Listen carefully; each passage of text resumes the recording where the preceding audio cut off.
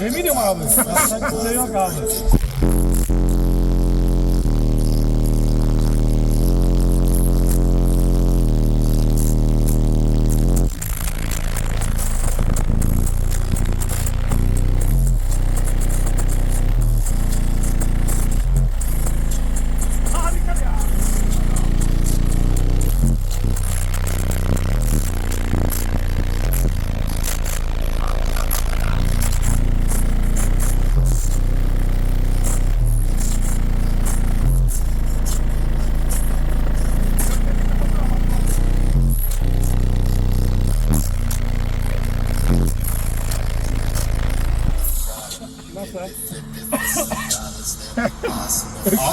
Nefesi bir alsam sıkıntı yok abi.